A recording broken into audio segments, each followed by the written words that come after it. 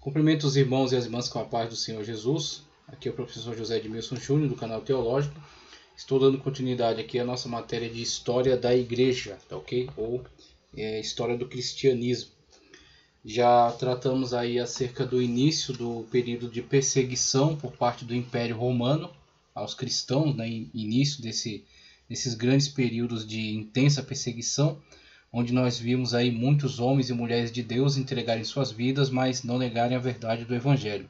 Então temos aí uma grande carga de exemplos, nós temos aí muita referência positiva, mesmo em meio a tanta dor, em meio a tanto sofrimento, nós temos muita referência de coragem, de valentia no reino de Deus. E agora prosseguimos, tratando acerca do desenvolvimento de outros períodos, né? Quando vemos aí outros imperadores, uns perseguindo de forma mais intensa, outros de forma um tanto mais moderada, até chegarmos a um período em que vai haver uma virada de mesa, e então o cristianismo estará agora no centro, né, da situação, estará agora como alguém que estará agora como um grupo, né, autorizado, um grupo reconhecido, e chegando a ser até um grupo dominante dentro do quadro da sociedade da época, tá ok? Então vamos prosseguir durante esse trajeto. Em tela você tem ainda o apóstolo João, tá certo? O texto aí que trata acerca do martírio dele, na verdade, que trata da perseguição a ele, né? Quando ele foi desterrado para a ilha de Patmos, lá tendo a grande visão do Apocalipse, e retornando, conforme a tradição, né? Não o texto bíblico, mas sim a tradição, afirma que ele retorna para a cidade de Éfeso e lá morre de velhice, né? Então temos aí uma exceção dentre esses que sofreram um martírio ao longo do início da história da igreja. Partimos agora para o próximo ponto, que está aí com o subtítulo os 5, entre aspas, e claro, tem que ser entre aspas mesmo, né? Os 5 bons imperadores, entre aspas, entre 96 e 180, o que na verdade, bons imperadores é algo que não faz nenhum sentido em relação a estes que se levantaram nesse período. O que acontece é que a história romana se tornou bastante conturbada nesses períodos aqui, e muitas das vezes alguns desses imperadores não conseguiram implementar o seu plano de eliminar, né, este grupo da sociedade, como muitas das vezes pretenderam, devido a essas conturbadas situações dentro da própria casa imperial. Então havia muitos levantes, muita conspiração, então eles estavam tratando de tentar afirmar a si no poder, tentar se estabilizar no poder. E aí durante esses períodos eles não conseguiram se voltar para este empreendimento de perseguir os cristãos, tá ok? Então o que acontece é que houve uma confusão aí dentro dessas transições. E então tivemos um breve período, uma lacuna, né, de tempo aí, em que a igreja pôde dar sequência ao seu trabalho e pôde crescer sem uma confrontação tão grande por parte do império, né, ao seu processo aí de evangelização, de crescimento. Não que ela tenha deixado de crescer durante as perseguições, mas aqui temos pelo menos alguns períodos em que o Império Romano esteve impossibilitado de lançar uma grande campanha de perseguição contra os cristãos. E aí temos o texto que diz: sob o governo de Nerva, Trajano, Adriano, Antônio Pio e Marco Aurélio, que foram conhecidos como 5 bons imperadores, tá? Entre parênteses, nenhum cristão podia ser preso sem culpa definida e comprovada. O espírito da época inclinava-se a ignorar a religião cristã. Contudo, quando se formulavam acusações e os cristãos se recusavam a retratar-se, os governantes eram obrigados, contra a própria vontade, a pôr em vigor a lei e ordenar a execução. Então, entre aspas, né? Você tem a situação de instabilidade, de enfraquecimento do próprio Império Romano. É um gasto, é um desperdício de tempo e de dinheiro ficar organizando campanhas para tentar caçar um grupo da sociedade, e aliás um grupo que era grande, que já estava bastante volumoso e que muitas das vezes não causava problemas no sentido de sedição, de arruaças, de revoltas, de tentativa de golpe. Então você tem um grupo que na verdade Ele é tido pelos cidadãos da época com estranheza devido ao seu comportamento, não participarem das festas públicas, não participarem dos festivais, dos jogos, né, não se inclinarem à adoração à figura do imperador, mas tirando essas questões culturais, né, ou religiosas, você tem um grupo que politicamente não oferece um risco. Então, muitos desses imperadores viram que essa perseguição era devido muito a algum caráter ideológico desses imperadores que propuseram essa perseguição, com uma ideia de purificação da sociedade romana, como tentando se livrar daqueles que não se submetem, né, à forma romana de observar a questão da religião, né, a questão da cultura. Então, todo integrante que tentava se pôr à parte disso, e aí nós tivemos também o problema de Roma com os judeus, o que causou, né, a grande invasão do ano 70 da era cristã, exatamente pelos judeus não se inclinarem a esta ordenança romana do reconhecimento, né, do imperador deificado, a admissão da estátua do imperador dentro do templo de Jerusalém. Então Roma, diante dessa situação e diante de levantes militares, né, contra os destacamentos romanos, então você tinha os zelotes que sempre estavam promovendo esse tipo de ataque sorrateiro, né, faziam uma guerrilha contra os destacamentos romanos. Você tem então, né, os ânimos se alterando, né, com essas situações. Então tem tanto uma questão militar quanto essa questão religiosa. E aí foi o estopim para a invasão de 70, né? Tito invadiu, destruiu totalmente o templo e levou os bens para Roma. Inclusive contribuíram aí na construção do Coliseu. E foi retratado até no Arco do Triunfo. Né? Foi retratado aí os soldados carregando a menorá. Está em alto relevo lá. Então você tem essas situações.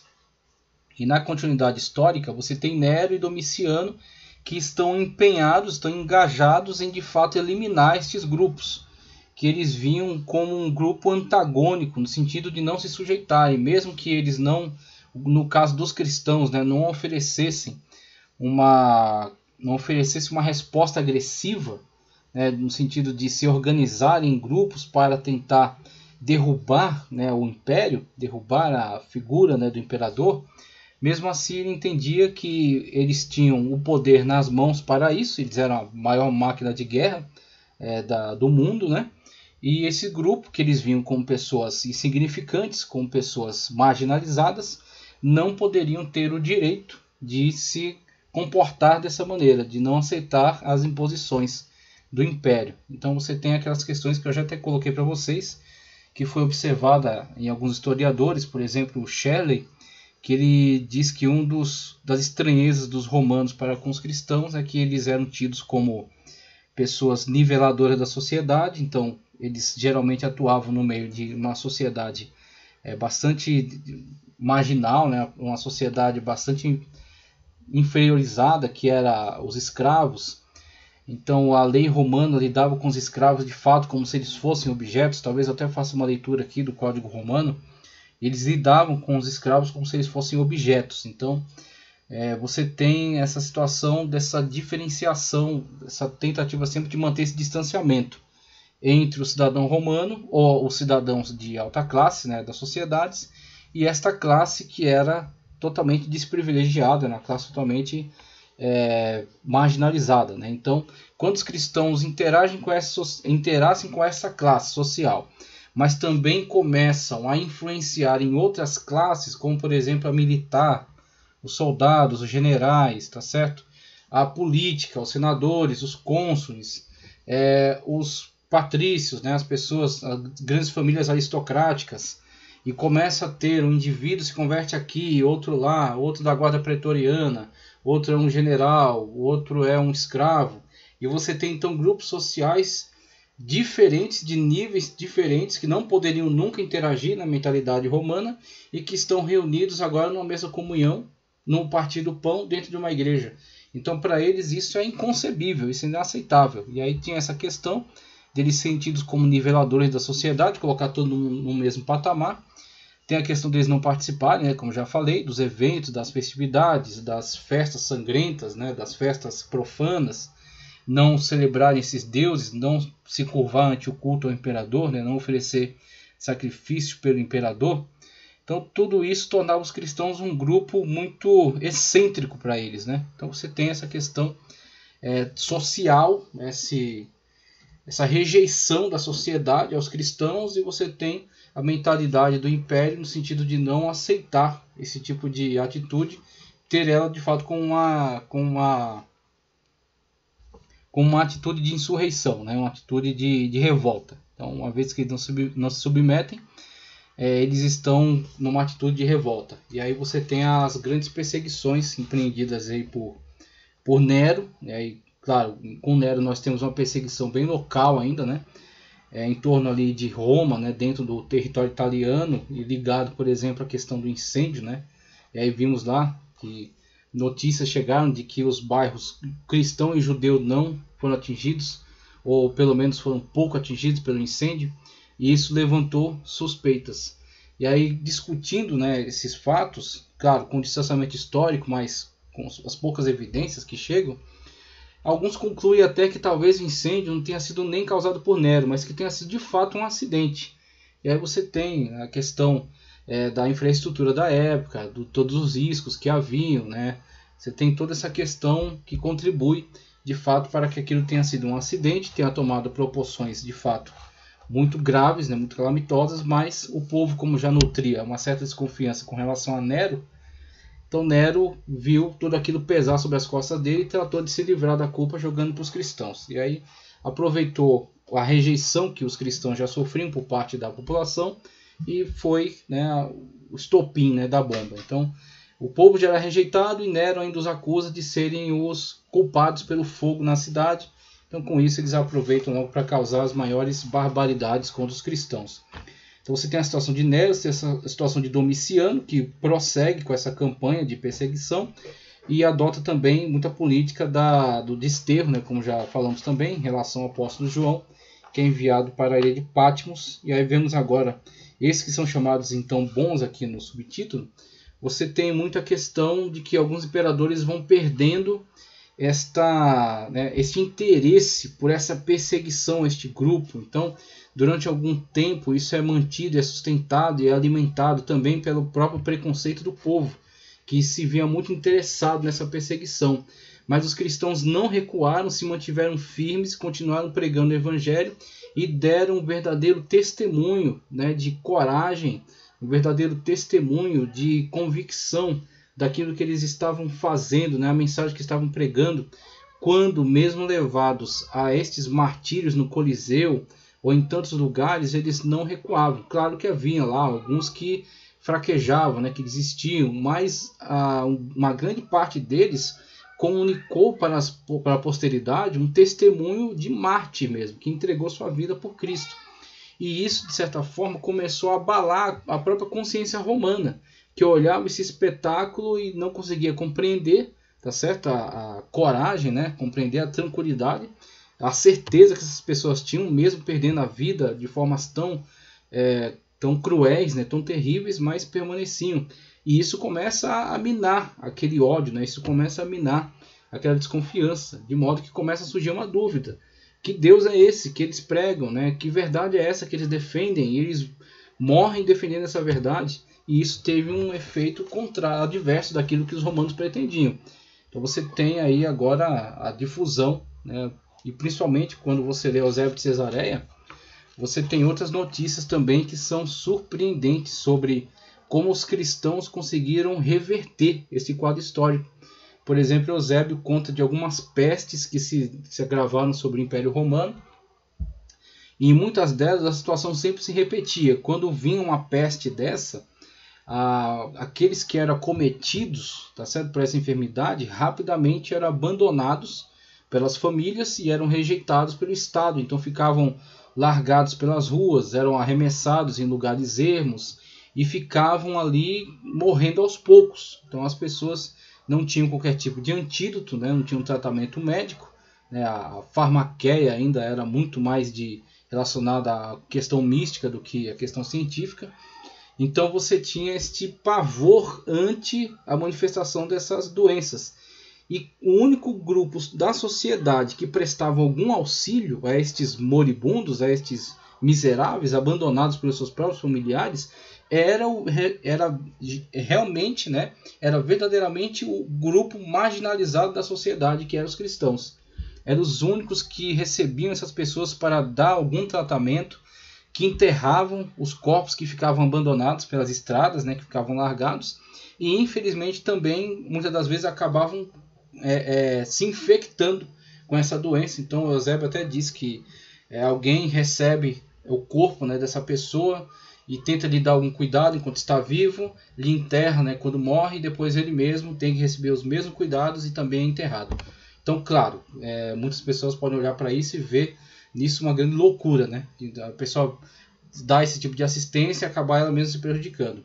Mas, por outro lado, e aí entra algo sobrenatural, a questão do amor que somente Deus manifesta, tá certo? Um amor que vem da parte de Deus e que é perfeito, que é manifesto naquele que tem Cristo em si, aquele que manifesta características, que manifesta o fruto do Espírito. E aí você tem um amor não com fonte na reciprocidade humana, porque você vê, numa situação dessa não há lugar para reciprocidade, mas sim um amor, né, que vem da natureza divina em nós, da nossa transformação, do fato de nós sermos uma nova criatura em Cristo, como Paulo diz. E é esse amor que eles manifestavam, é este amor que eles viviam, eles se pautavam por essa atitude. E este amor, de fato, foi mais poderoso do que todas as armas do Império Romano. E aí, quando eles assim faziam, as pessoas em volta ficavam chocadas com esse tipo de atitude, que essa atitude é completamente singular. Em nenhum lugar, nenhum grupo você via esse tipo de manifestação. Então, os cristãos começaram a passar de um destaque negativo, tá certo? E de um caráter um tanto excêntrico, eles começaram a despertar verdadeiramente uma curiosidade, uma atenção por parte das pessoas, tanto no quesito da coragem, né, de não negarem a sua fé até o fim, mesmo diante da morte, não temerem a morte, mas serem firmes na sua afirmação, e também a manifestação do amor não recíproco, né, não um amor por causa de algo que ele vai receber, mas um amor totalmente solidário, né, no sentido de manifestar por pessoas que necessitavam aí do seu auxílio, do seu cuidado. E aí temos aí o cumprimento daquela ordem, né, de Cristo, né, de amar o seu inimigo e também de ajudar o seu próximo. Então temos aí com essa vivência dessas práticas, você tem cada vez mais a consciência coletiva sendo alterada em favor dos cristãos. E os imperadores não ficaram alheios a essa percepção. Eles começaram a ver que era um grande prejuízo. Então, você tem até a carta do Plínio, né, que escreve lá para o imperador. Acho que eu tenho até o conteúdo aqui para fazer a leitura. E ele fala que assim, perseguir esse grupo é uma atividade inútil, porque quanto mais eles perseguem e matam, você tem a multiplicação deles, eles se multiplicam, né? Aqueles que são mortos tornam-se mártir e exemplo para os demais. E aí eles se multiplicam. Então você tem agora uma mudança da postura da administração romana. Eles vendo que estão gastando, empreendendo forças e às vezes até atraindo a antipatia, né, de certos súditos seus por causa dessa perseguição infrutífera. E aí por isso que você tem essa mudança de atitude.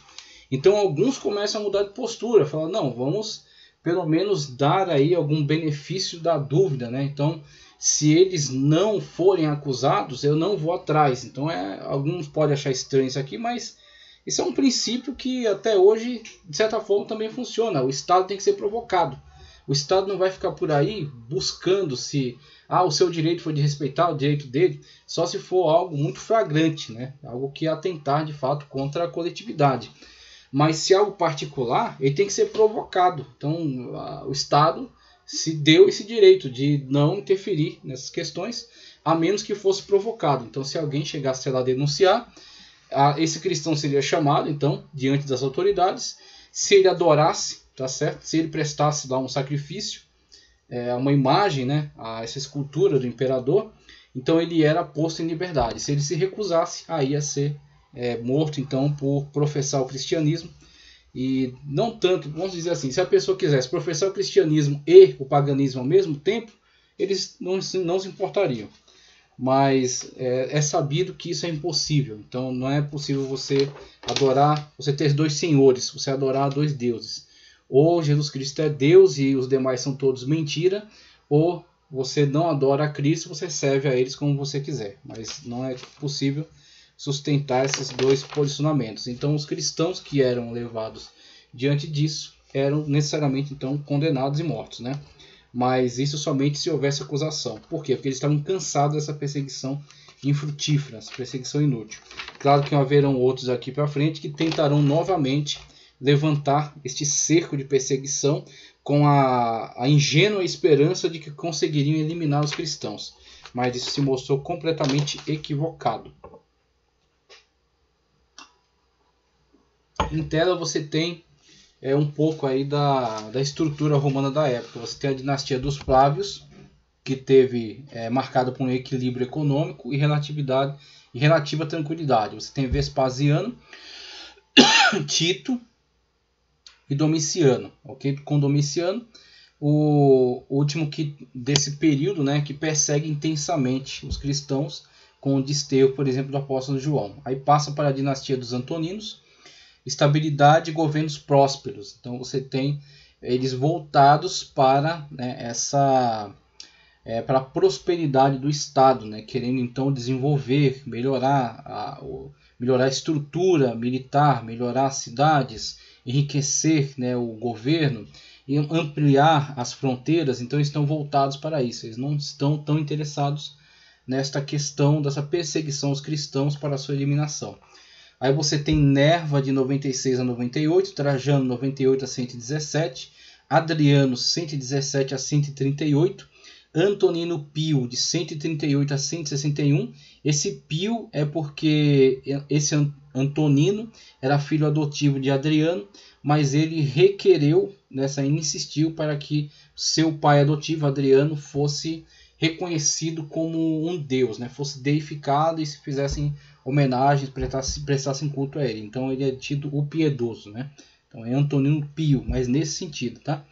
Marco Aurélio, 161 a 180, chamado o rei filósofo, né? Então ele é muito interessado por essas questões ligadas ao conhecimento, à filosofia, à arte.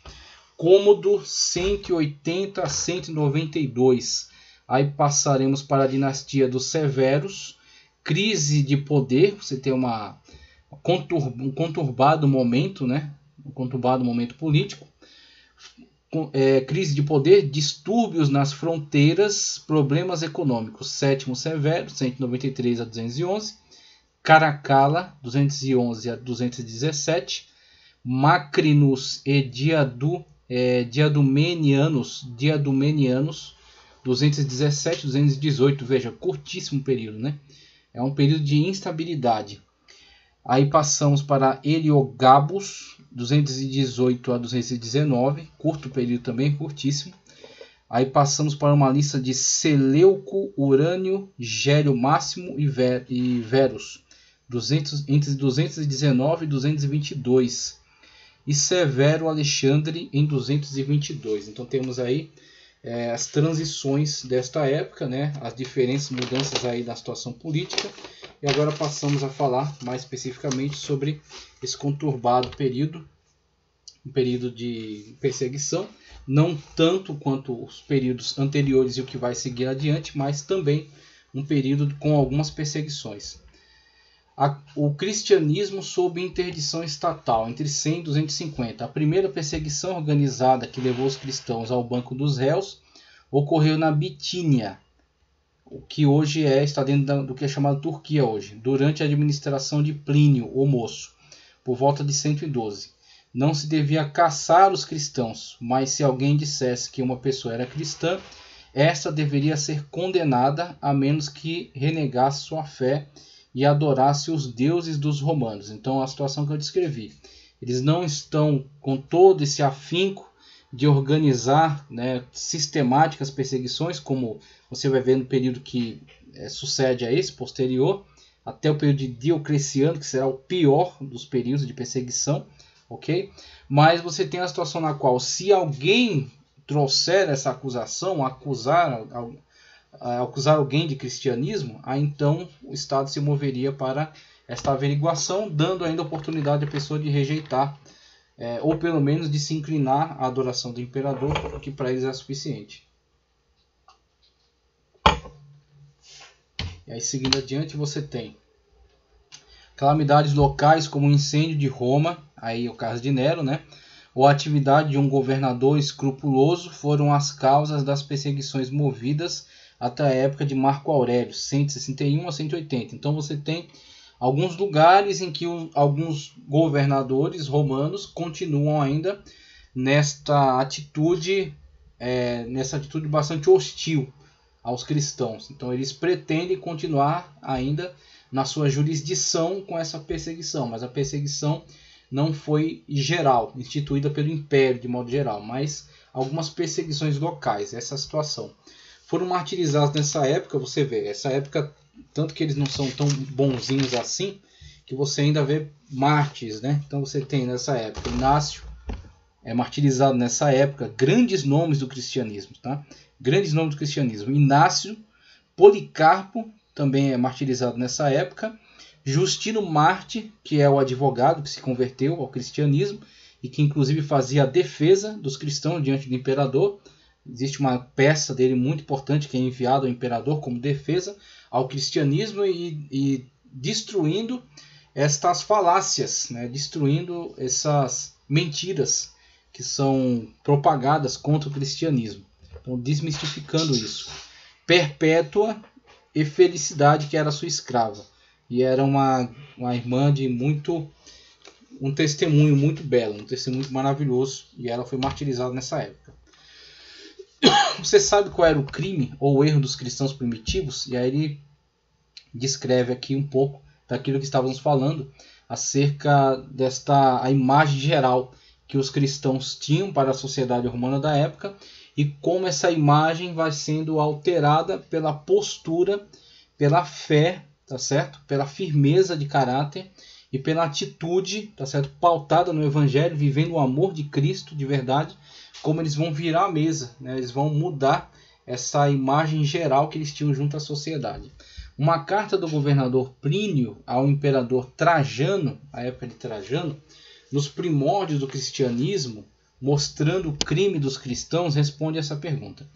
Todo crime ou erro dos cristãos se resume nisto. Vamos lá. Ele observando, é um observador independente, tá? Não é um pastor, não é um bispo, não é alguém ligado diretamente ao cristianismo, alguém que se mostrou já de antemão favorável. É um observador neutro. Ele, na verdade, estaria dentro dos inimigos dos cristãos. E aí você tem uma conversação dele com a sua autoridade, ele é um governador, Trajano imperador. Ele remete essa carta explicando a situação, aquilo que ele tem constatado. Todo crime ou erro dos cristãos se resume nisso. Tem por costume reunirem-se num certo dia, domingo, antes do romper da aurora. Por quê? Para não atrair a atenção dos demais. Só que enquanto estão fazendo isso para a sua própria proteção, os outros estão enxergando isso com estranheza, dizendo que eles estão fazendo coisa errada, eles estão se reunindo de madrugada, eles estão se reunindo nas catacumbas, eles estão se reunindo em lugares ermos. Então eles vão lá para fazer coisa errada. E na verdade eles estão fazendo isso devido ao preconceito e à perseguição da sociedade da época. Então eles eram obrigados a tomar essas atitudes para se proteger, mas com isso acabava atraindo também a atenção. Antes do romper da aurora, e cantarem juntos um hino a Cristo, como se fosse um Deus, e se ligarem por um juramento de não cometerem, olha só o juramento dos caras, não cometerem qualquer iniquidade, de não serem culpados de roubo ou de adultério, de nunca desmentir em sua palavra, ou seja, nunca quebrarem, né, a sua palavra, falar uma coisa que não seja verdade, nem negarem qualquer penhor que lhes fosse confiado. Então, se alguém lhes entregasse esse penhor para que eles guardassem, eles restituírem isso, tá certo? De uma forma fiel. O que certamente, se está destacado aqui, é porque era algo corriqueiro e que geralmente acabava resultando em um roubo, acabava resultando em uma quebra de contrato, uma quebra de fidelidade. Então devia ser uma prática comum. Alguém que recebia penhor e depois devolvia apenas parte ou não devolvia. Então os cristãos tinham esse juramento de se destacarem na sociedade pelo bem, se destacarem por atitudes que contrastassem com o pecado, contrastassem com a iniquidade, tá certo? Se mantivessem fiéis à Escritura. Então tornarem-se destaque por aquilo que é bom. Como Pedro disse, né, na sua carta, até fiz um vídeo há pouco tempo atrás, atitudes, né, por meio das quais as pessoas não possam nos acusar. E mesmo nos acusando, seja falso. E nós tenhamos paciência de sofrer pelo Evangelho, como Cristo sofreu por nós. Ok? Então nós temos essa atitude dos cristãos, conforme é relatado aqui, por um pagão, por Plínio, um governador, sujeito aí, né, ao governo de Trajano da época. Nem nunca desmentirem sua palavra, nem negarem qualquer penhor que lhes fosse confiado, quando fossem chamados a restituí-los. Depois disso feito, costumavam se separar-se e em seguida reunirem-se de novo, sem a menor desordem. Depois das informações, julguei muito necessário examinar mesmo por meio de tortura. Duas diaconisas, mas nada descobri, a não ser uma superstição má e excessiva. Então você tem o ponto de vista dele, né? Ele diz, olha, não é um grupo desordeiro na sociedade, não são anárquicos, não promovem sedições, não promovem arruaças, fazem juramento de manterem práticas morais, né, práticas honestas, só que eles se mantêm firmes naquilo que na cabeça de um romano era a superstição deles. Então era a fé cristã, a fé na pessoa bendita de Cristo Jesus, a fidelidade às Sagradas Escrituras. Mas na cabeça de um romano era a superstição dos cristãos. Então ele diz, eles são excessivos nessa superstição, eles são irredutíveis, eles não voltam atrás. Isso para um romano é inaceitável, né?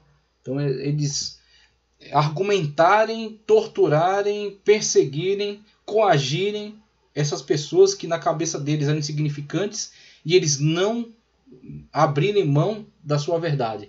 Eles não se arrependerem, né? Como pensaria em um romano. Não abandonarem essa postura. Então isso para ele é inaceitável. Então ele está claramente aqui dizendo, o crime é esse. O crime não é arruaça, nem roubo, nem esse tipo de coisa. O crime é que eles são irredutíveis nessa superstição. E de fato, são irredutíveis porque não é uma superstição, porque é a verdade. Isso é maravilhoso. Então vamos aos períodos. Veja, com Nerva. Você tem na sua apostila, tá ok? Primeiro período de Nerva, sendo abordado aí entre 96 e 98. Sucedeu Domiciano, a igreja ficava isenta de perseguição durante esse curto reinado. Nerva era um homem de caráter brando e generoso. Então, conforme você tem na sua apostila, sucedeu Domiciano, se mostrou tolerante para com os cristãos durante o seu curto governo de 16 meses. Então, de fato, ele não demonstrou qualquer tipo de interesse em promover perseguição. Então, ele via já como era infrutífera as perseguições levantadas já desde Nério, continuado por Domiciano, e ele pretende tomar então outro caminho, né? Só que o seu governo é curtíssimo.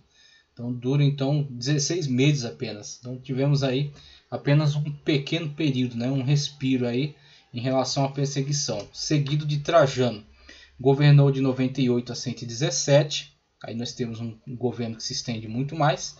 De 98 a 117, em princípio não perseguiu, mas depois investindo pesado para eliminar o cristianismo, sendo mártires de sua época Simeão, sucessor de Tiago. Aí nós temos a situação da igreja lá de Jerusalém, tá? Então a tradição indica que foi sucedida por Simeão, pelo apóstolo Simeão, que era o sucessor, né, de Tiago, que era de fato o líder da igreja daquela situação, daquele local.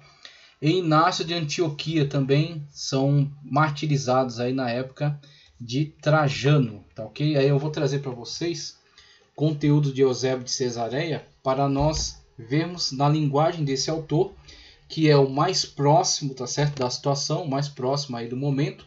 Nós entendemos qual foi o impacto para eles dessas perseguições. Então você vê, Nerva nos interessa em dar continuidade à política de perseguição. Trajano no início ainda não desperta interesse, mas depois é movido, né, a despertar, é movido a novamente dar sequência a essas perseguições. E aí com isso você tem, muitas das vezes, a situação na qual o imperador, por si mesmo, não via grande benefício nessa perseguição.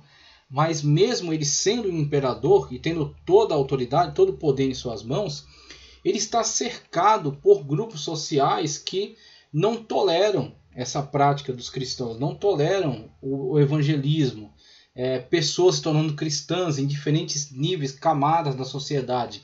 Então você tem senadores, você tem cônsuls, você tem generais que são antagônicos ao cristianismo e principalmente sacerdotes pagãos, sacerdotes e sacerdotisas pagãs, que estão em torno dele e que vão, em algum momento, atiçá-lo a voltar nessa atitude de perseguição. Tanto que você vê, Trajano no começo não persegue, mas depois desperta nele essa sanha por perseguir novamente os cristãos. E outra coisa também que foi praticada por Nero, que consequentemente foi praticada por muitos outros, é a situação na qual a pessoa vê diante de si, né, vê em torno de si crescer algum tipo de problema e ele tem que desviar o foco. Então muitas das vezes o cara está perdendo prestígio porque uma fronteira foi invadida, um destacamento militar está insatisfeito, quer invadir Roma, ou estão conspirando contra ele, e é o que ele faz? Atrai atenção para outra temática, né, outra situação. Que isso é feito até hoje, né? Então você tem algum governo que está passando aí por algum problema, ele começa a movimentar as mídias para levantar alguma outra temática aí e tirar o foco deles, né? Assim também era feito por alguns imperadores. Trajano do nada resolveu começar novamente a retomar a política de perseguição. Certamente poderia ser também algo assim, né? Então vamos focar. Os cristãos são os inimigos, né? Os cristãos estão destruindo a religião. Os cristãos estão destruindo a estrutura social. Os escravos agora querem ter família. Os escravos agora querem o domingo para descansar e para adorar esse Deus lá de Nazaré. Então os caras começam a levantar essas coisas para tentar mudar o foco. Vamos ver o que Eusébio nos diz aí, porque Eusébio está muito próximo desse contexto. Então acredito que é muito enriquecedor a gente consultar esse tipo de conteúdo. Então eu vou ler Eusébio de Cesareia na página 158. Na página 158, para ele nos falar acerca desse período aí de Trajano.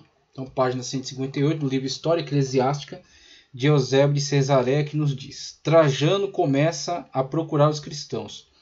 Ora, em muitas regiões a perseguição contra nós aumentou de tal modo que Plínio II, o jovem, muito ilustre entre os governadores, impressionado com a multidão dos mártires. Por quê, né? A multidão de mártires? Porque eles estavam empreendendo perseguições, muitos governos, mesmo que o imperador, né, o império, não estivesse oficialmente perseguindo os cristãos, muitos governos locais mantinham sua perseguição, atiçados aí por diversos interesses, né? Então mantinham a sua perseguição, às vezes para agradar aqueles que estavam em redor dele, né? Agradar os sacerdotes, agradar os romanos ali em torno dele. Então mantinham a perseguição. E esse Plínio aqui, ele se vê impressionado então, porque multiplicam-se os mártires, os caras não arredam o pé, os caras não negam a Cristo, né? As mulheres jovens não negam, então se multiplica o número daqueles que poderiam ser bons cidadãos, não estavam causando arruaça, não estavam roubando, não estavam matando, estavam cuidando de suas vidas, trabalhando, produzindo, e estão sendo mortos nas arenas, né? Despedaçados por leões, mortos das maneiras mais abjetas. Então os romanos começavam a olhar para as atitudes e começaram a ver que eles eram os bárbaros aí da situação. Então eles gostavam de chamar outros povos de bárbaros, né? Mas as barbaridades estavam sendo feitas por eles mesmos. Então, claro que muitos adoravam, né? Muitos psicopatas da época gostavam de sangue, né? Gostavam de ver tragédias, desgraças, mas nem todos eram assim, nem todos tinham essa sanha de violência, né? Então Plínio expressa um pouco aí estava estupefato diante disso. Impressionado com a multidão dos mártires, escreveu ao imperador a respeito da quantidade dos que sofriam a morte pela fé. Simultaneamente informou que nada encontrara em suas ações de ímpio ou de oposto às leis. Pelo que estão os matando essas pessoas, afinal de contas, né? Somente eles se levantavam antes do amanhecer para cantar hinos a Cristo, como a um Deus, rejeitavam o adultério, o homicídio e os crimes odiosos da mesma espécie, tudo faziam de acordo com as leis. aquilo que eu li para vocês naquele outro texto, né, que estava em tela. Aqui você tem o texto, aquele texto aqui no livro de Eusébio. Muito bem, então qual o motivo pelo qual nós estamos matando esses homens e mulheres e jovens e até crianças? Porque as leis não foram quebradas. Então Trajano promulgou um edito proibindo procurar a raça dos cristãos. Então a questão é a seguinte: o Estado só vai atentar com os cristãos se for provocado. Eles não vão caçá-los, né? Não faz sentido, né? Não tem como justificar isso. Mas castigá-los se fossem descobertos. Assim extinguiu-se a ameaça da perseguição, que atingira um grau sumo, né, na época de Nero, prosseguindo com Domiciano. Então Nerva já havia desistido, né, dessa atitude. Só restavam pretextos aos que nos queriam fazer mal. Às vezes era o povo, outras vezes também os chefes regionais que armavam ciladas contra nós. Então está falando na primeira pessoa, né? Ele viu muito dessas situações. De tal modo que, sem haver perseguição aberta, nas províncias havia perseguições parciais e grande número de fiéis teve de enfrentar a luta de várias espécies de martírio. Essa descrição é tirada da Apologia Latina de Tertuliano, supramencionada. A tradução do texto é a seguinte: todavia encontramos que foi proibido procurar-nos. Efetivamente, Plínio II, o jovem governador de uma província, depois de ter condenado alguns cristãos e ter-lhes retirado suas dignidades, ficou impressionado pela multidão dos fiéis e não soube mais o que fazer. Escreveu ao imperador Trajano, declarando que, exceto a recusa de adorar os ídolos, nada encontrara neles de criminoso. Acrescentava ainda que os cristãos se levantavam antes do amanhecer, cantavam hinos a Cristo como a um Deus, e que entre as observâncias de seus ensinamentos era-lhes proibido matar, cometer adultério, ser injusto, roubar e outros atos semelhantes. Trajano, por isso, respondeu que não se procurasse a raça dos cristãos, mas descobertos fossem castigados. Assim acontecia naquele tempo. Temos aí Eusébio de Cesareia descrevendo aí esta situação, tá ok? Descrevendo esse momento aí de perseguição. Ele vai dar outras descrições aqui, mas não vou me estender. Quero seguir aqui com os outros imperadores que também participaram aí dessa história do cristianismo com respeito à perseguição desses valentes irmãos e irmãs. Ele fala aqui de Evaristo, dirigente de Roma, de Justo, terceiro dirigente de Jerusalém, e Inácio nas suas cartas. Mas somente até aqui é o suficiente.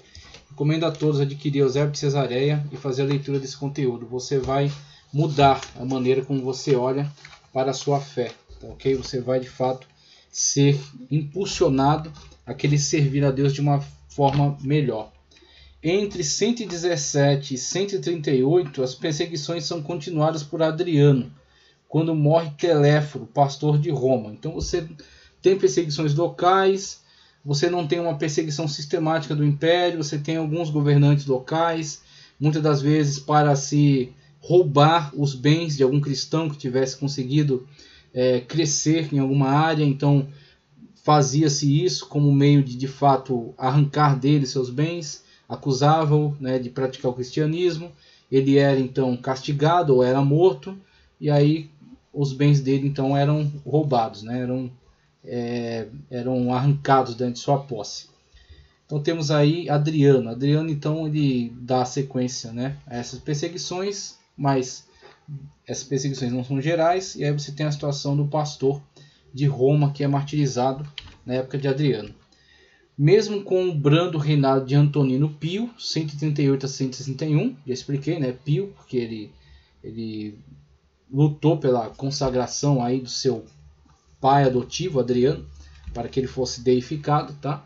Em sua época temos o famoso martírio de Policarpo. Você vê, mesmo que você não tenha um período de duras perseguições, de perseguição universal, geral, mas estas perseguições locais ceifaram importantes nomes também para o cristianismo.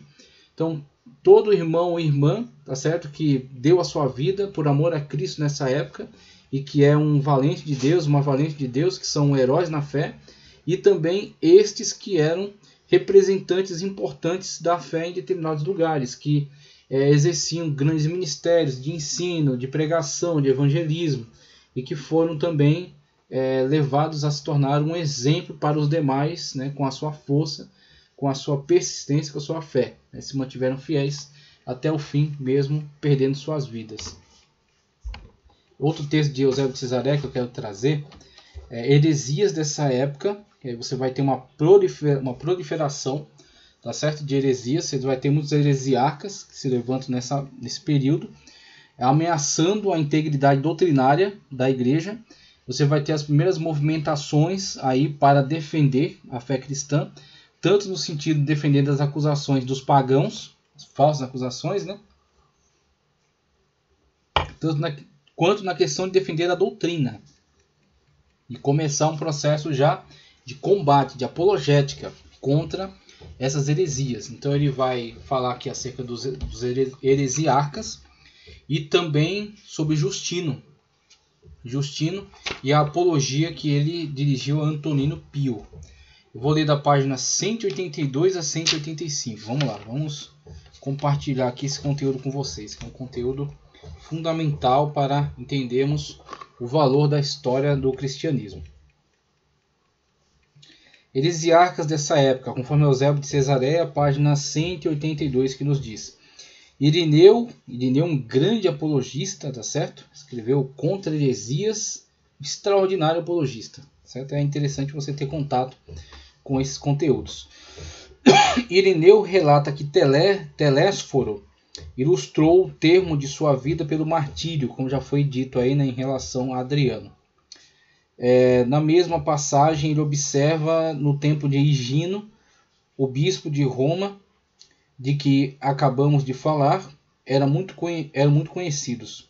Em Roma, Valentino, veja só, hein?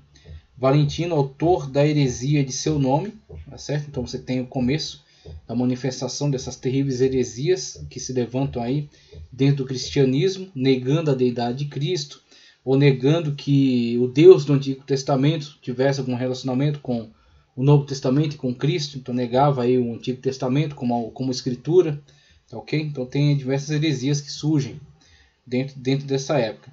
Autor da heresia de seu nome, Serdão, chefe do erro marcionita.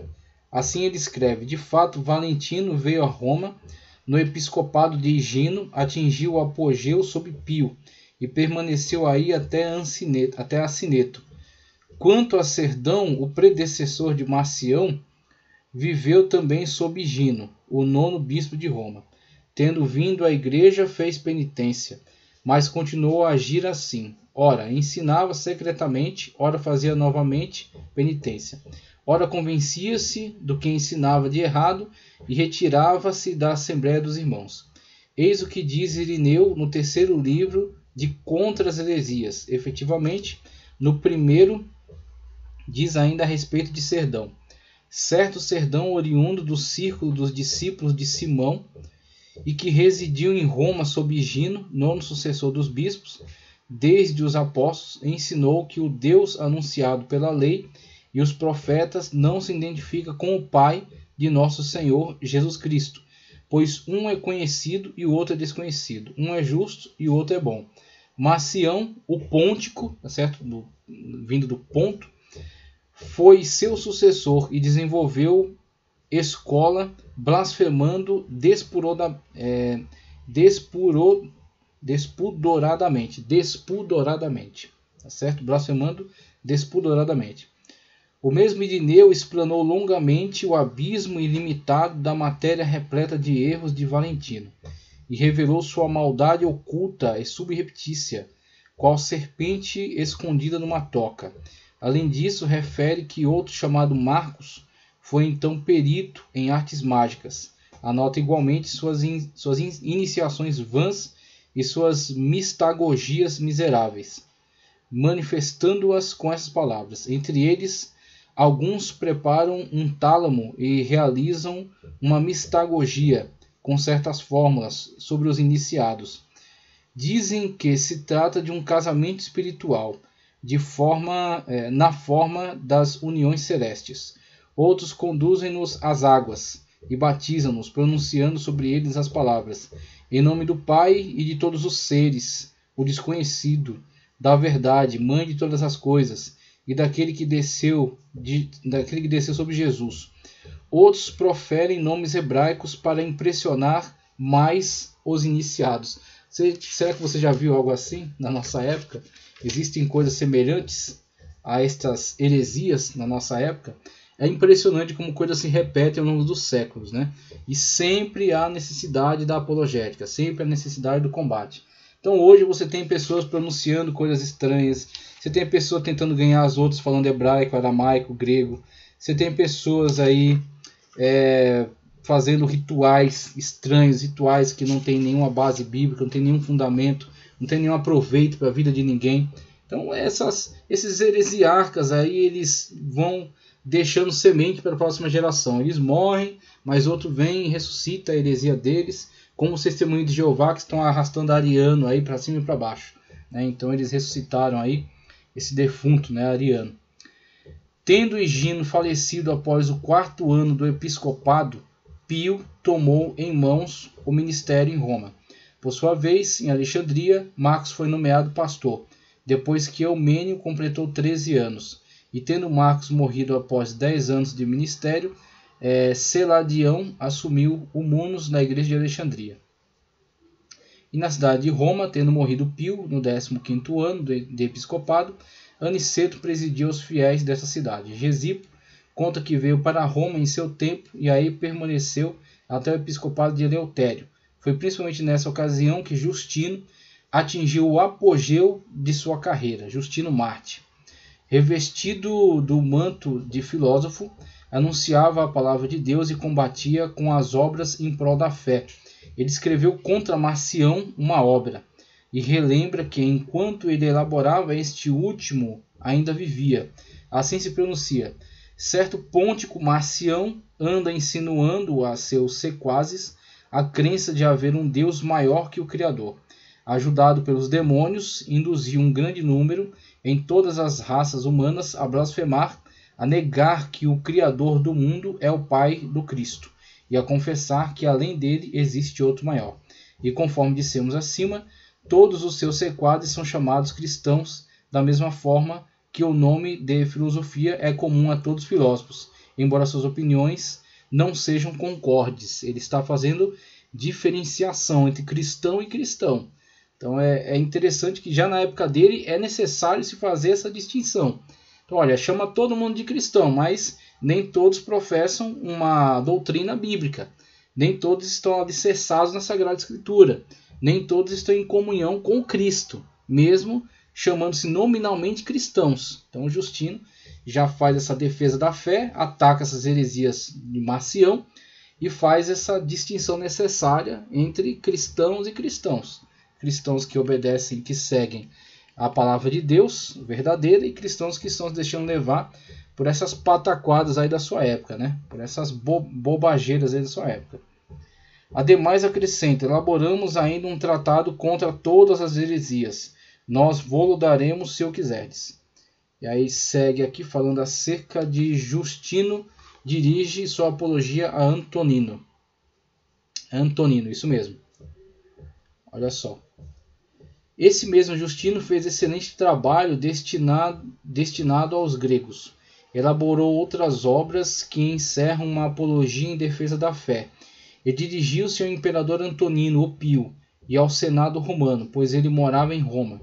Ele próprio manifesta quem é e de onde vem na apologia com as seguintes palavras: ao imperador Tito, Aélio, Adriano, Antonino, Pio, César Augusto, ao filósofo Veríssimo, seu filho, e a Lúcio, filho de Genuíno, do César filósofo, e filho adotivo de Pio, amante do saber, ao Sacro Senado, e a todo o povo romano, em prol de homens de toda raça, injustamente odiados e caluniados, eu, Justino, filho de Prisco, filho de Baqueio, natural de Flávia Neápolis, na Síria Palestina, um dentre eles compôs esse discurso e esta petição. Isso aqui é uma peça jurídica, tá ok?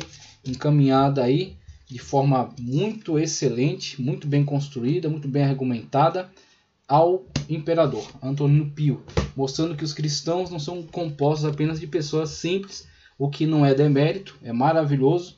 São a grande base por meio da qual o cristianismo resistiu aos séculos e venceu o Império Romano, mas dentre eles também há aqueles que são versados nas letras, aqueles que têm posição de destaque no exército, destaque na filosofia da época, no direito, como foi Justino, tá ok? Então temos aí todas essas pessoas que estão dentro aí da fé cristã e que são de fato niveladas, porque todos eram pecadores e foram salvos na pessoa bendita de Cristo Jesus. Então o cristianismo tem essa característica. Ele tem pessoas de diferentes capacidades e colocações sociais, mas eles nem por isso são tidos como maiores ou menores de acordo com a palavra de Deus. Não estou dizendo de acordo com a cabeça de muitos. E tem muitas pessoas que sim fazem essa distinção. Então, como o Tiago já alertava, né? Quando chega alguém com vestes talares e anel no dedo, você põe em cima do tablado. Como chega alguém de forma andrajosa, vestido como mendigo, você manda sentar lá no pé. Então, o Tiago já criticava isso na época dele. E aí, inclusive, falou, não são os ricos que perseguem vocês? Como é que vocês ficam bajulando eles? E aí você tem a situação na qual a Sagrada Escritura não endossa, tá? Então, mesmo que muitos cristãos antibíblicos, cristãos anticristãos, o mais contraditório que isso pareça, por mais que tenham pessoas assim se nomeando cristãos, estão no nosso meio e praticam esse tipo de distinção, esse tipo de preconceito, né? Mas a Bíblia Sagrada não endossa essa atitude. É isso que é percebido tanto no cristianismo primitivo como no cristianismo autêntico da atualidade. Porque nós não temos situação, não temos tempo na história em que não tenham havido cristãos autênticos, cristãos verdadeiros. Mesmo a instituição, a gente vai ver daqui a pouco, a corrupção da instituição religiosa. Então, institucionalmente, você vai ver uma corrupção da igreja. Mas isso não significa que não houvessem cristãos autênticos, cristãos cujo nome não é reconhecido, que não aparecem em livros, cristãos anônimos, mas cristãos verdadeiros. Em todas as épocas, a igreja sempre contou com verdadeiros fiéis cristãos. Ok? Adriano Antonino Pio, conforme eu descrevi aqui, inclusive o livro de Eusébio de Cesareia, e o chamado filósofo aí, ó, Marco Aurélio.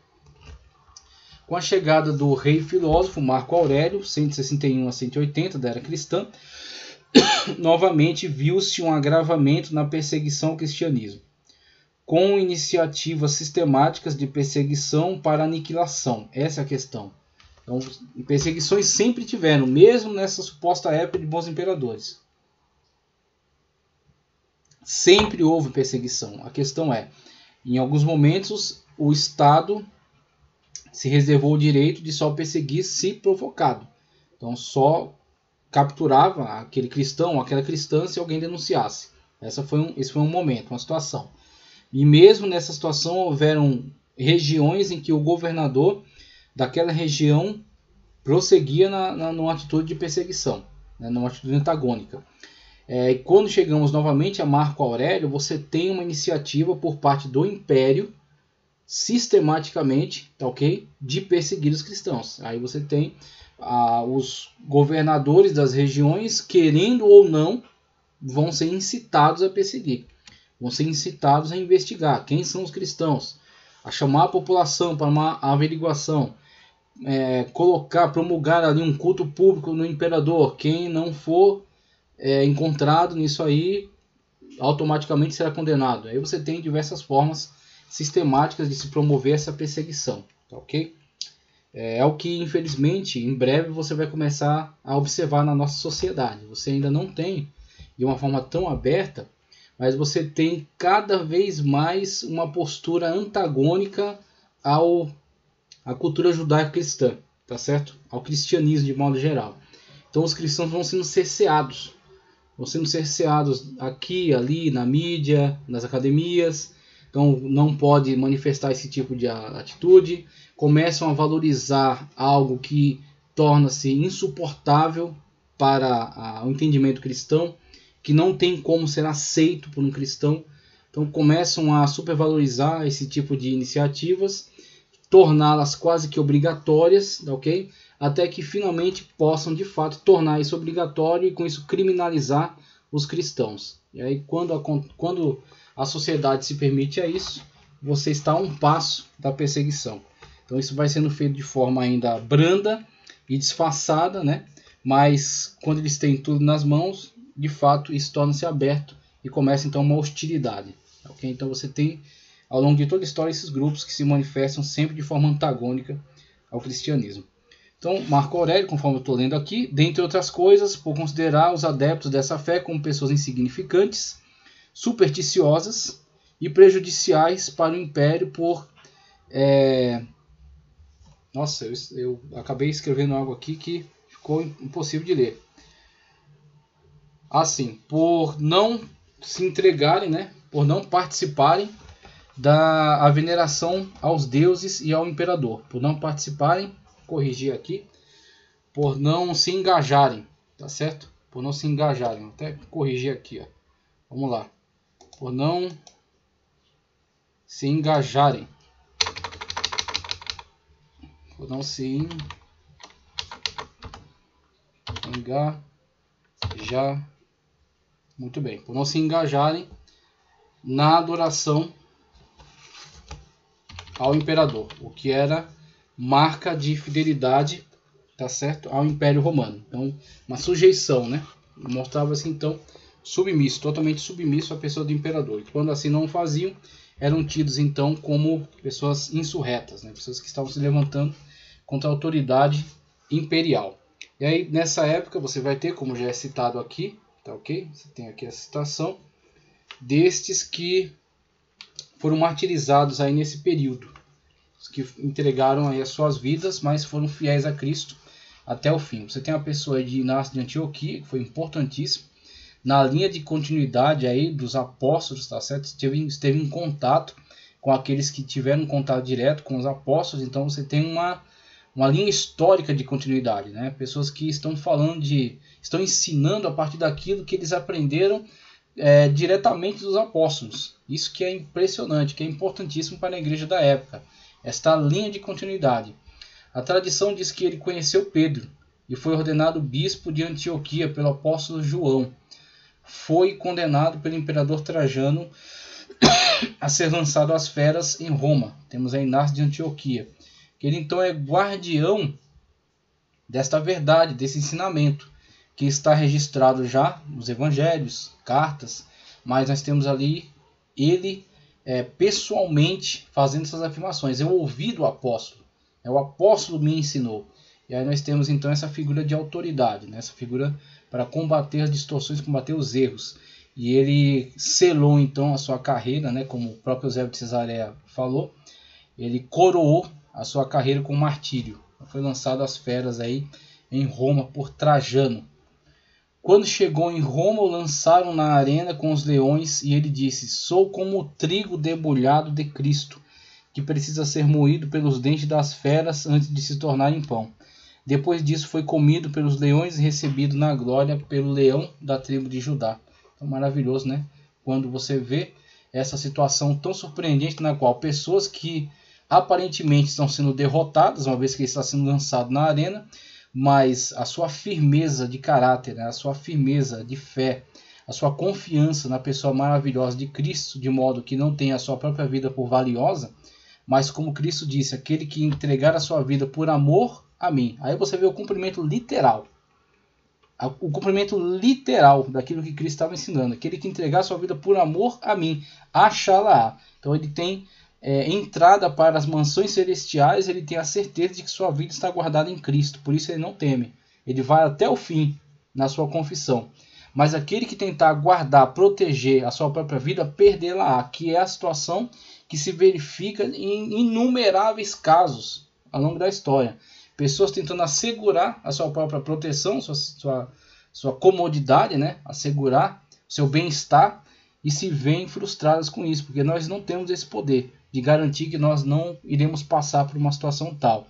Mas nós temos sim uma certeza, que se nós formos fiéis, ele permanece sempre fiel, porque não pode negar a si mesmo. Então vale a pena ser fiel a Deus até o fim. É isso que esses mártires deixam claro com os seus exemplos.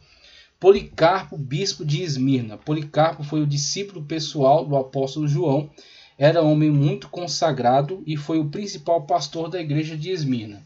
Nasceu em 69 d.C. e morreu em 159. Diz a história que ele, ao entrar na arena para ser morto, ouviu uma voz do céu que dizia: Sê forte, Policarpo, sê homem. Ele foi condenado à fogueira e quando o fogo acendeu não teve poder de queimá-lo. Por fim o mataram a golpes de espada. Depois de preso por pregar o evangelho, foi inquirido a amaldiçoar a Cristo, no que ele respondeu: por 86 anos tenho sido servo de Cristo, e ele nunca me fez mal algum. Como posso blasfemar de meu rei que me salvou? Testemunho maravilhoso. E os romanos ouvindo isso, viu? Então mesmo aqueles que na algazarra das festas no Coliseu, né, do momento, do calor, e bradavam e se alegravam e atiçavam as feras para dilacerar os grandes homens de Deus, as mulheres, as crianças, mesmo eles ouviam essas declarações, viam a coragem, viam a persistência dessas pessoas e começavam a se indagar: eu faria isso por Apolo, por Baco, né, por Júpiter? Eu faria isso, ou um grego faria isso por Zeus, tá certo? Ou um persa faria isso por Zoroastro, né? Ou não sei, os diversos deuses aí, as religiões egípcias fariam isso por Anubis, né? Um egípcio faria isso por Anubis. Então nós temos aí a situação na qual eles começam a se indagar: que Deus é esse que eles servem, que lhe dá tanta certeza de salvação, de vida eterna, a ponto de eles entregarem sua vida aqui, mesmo com toda a facilidade de, negando a Cristo, poderem sair libertos, livres desse grande tormento, dessa grande dor, mas eles preferem passar por essa situação, mas não negar quem é esse Deus. E aí essa indagação foi se multiplicando e foi quebrando essa resistência, até que aquilo que era apenas uma curiosidade tornou-se um encontro, quando então Roma encontrou-se com Cristo e depois as suas armas, e passou de fato a integrar a fileira daqueles que se chamam cristãos. Ok? Então nós temos a vitória sobre as armas, foi pela fé.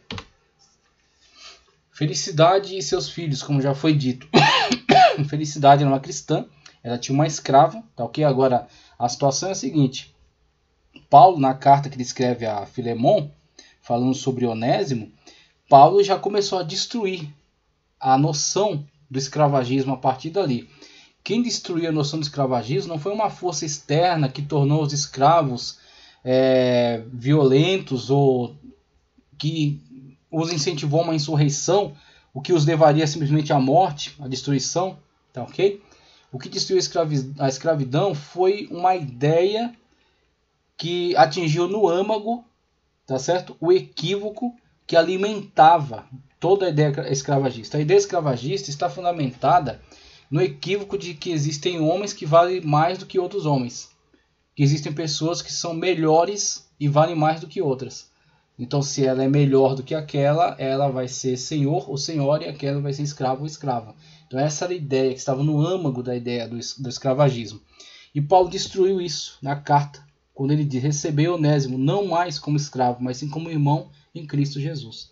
Então, a situação social da época era: esta pessoa tem posses e aquele não tem posses, vai trabalhar para esta, aquele vai trabalhar para esta. Mas se esta aqui é cristã e tem posses e vai ter escravos, não pense ela que ela intrinsecamente é melhor do que aquele que lhe é um escravo, que está para ele trabalhando como um escravo. Ele não é melhor, porque ambos são criaturas do mesmo Deus. E na verdade, diante de Deus são irmãos em Cristo.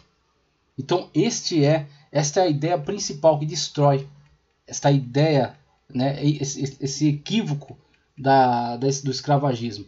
Então Paulo destruiu isso na carta que ele escreveu a Filemon. E aí você tem a situação, mesmo que se prolongou, porque essa era a estrutura social da época, com certeza haviam também servos, haviam também trabalhadores livres, haviam guildas de trabalhadores, mas haviam também, da base da sociedade, aqueles que estavam totalmente desprivilegiados, não tinham conhecimento técnico, não tinham nenhum tipo de bens. Havia então essa camada social mais baixa, que era dos escravos. Agora, se esse escravo está trabalhando para um cristão, ele não é tratado como se fosse um objeto. Ele não é tratado como se fosse um nada, uma coisa. Ele é tratado como um irmão em Cristo, se ele assim o for. Se ele não for um irmão em Cristo, ele é pelo menos uma criatura de Deus. Então ele tem um mínimo de direitos. Ele tem que ser tratado como um ser humano. O que um romano jamais pensaria algo assim.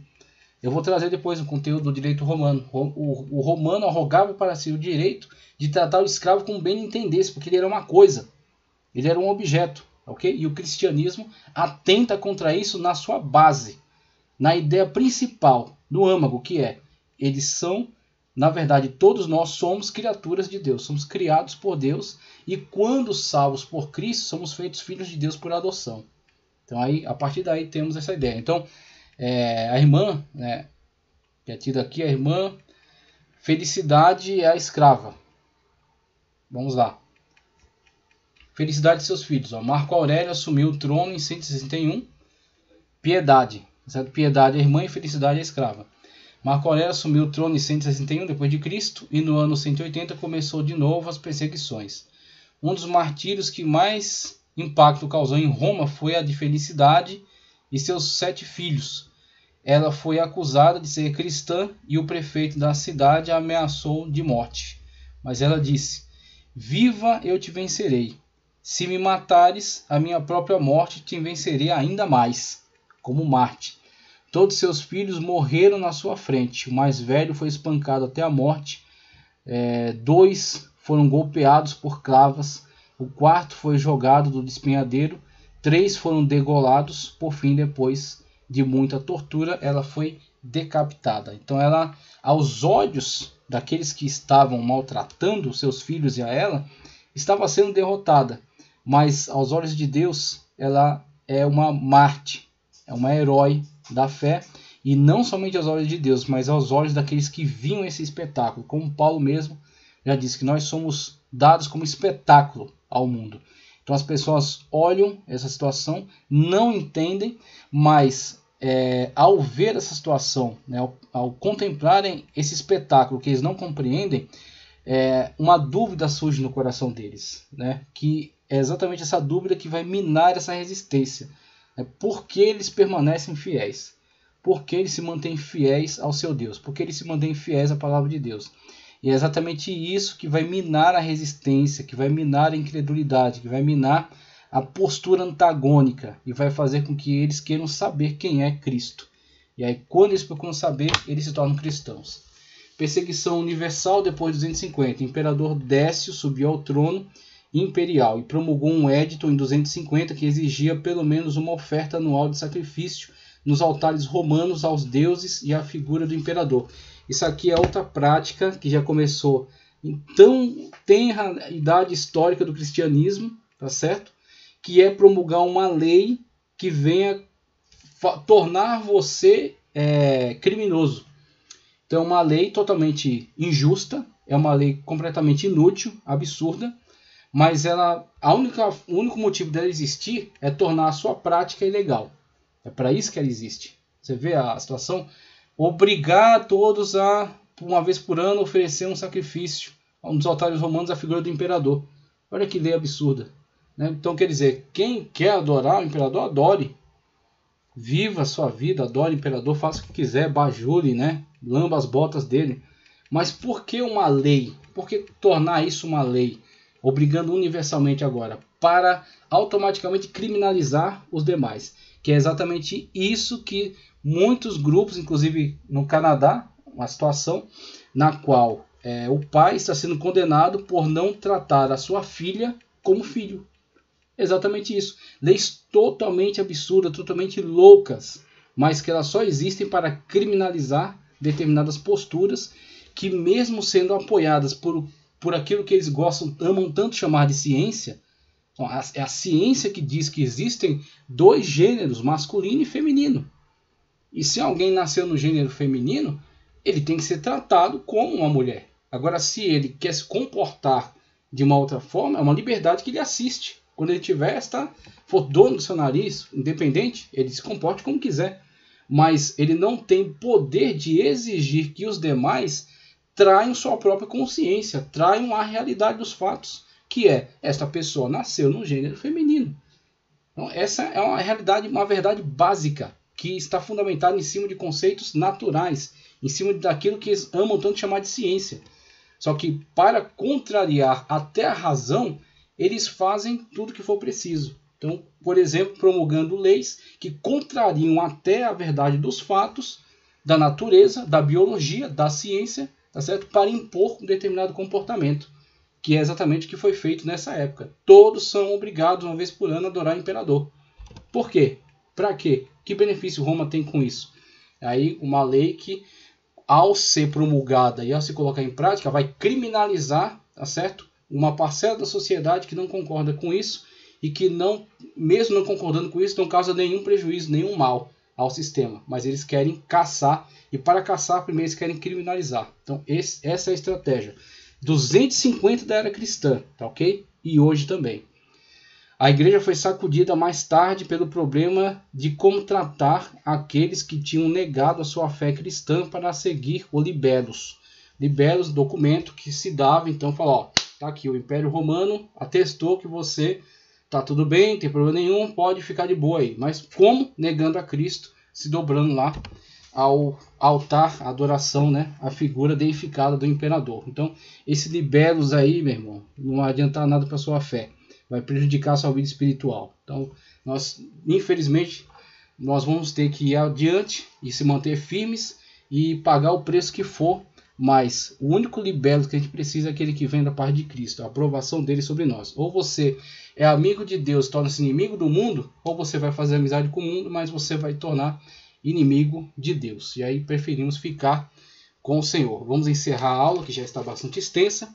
Então falamos aí acerca desse período e logo após vamos abordar declínio do império, tá ok? E retomada da perseguição, com os últimos grandes perseguidores e o findar da perseguição com a ascensão da figura de Constantino, tá ok? Falar sobre essa controversa figura chamada Constantino. Então vamos encerrar por aqui.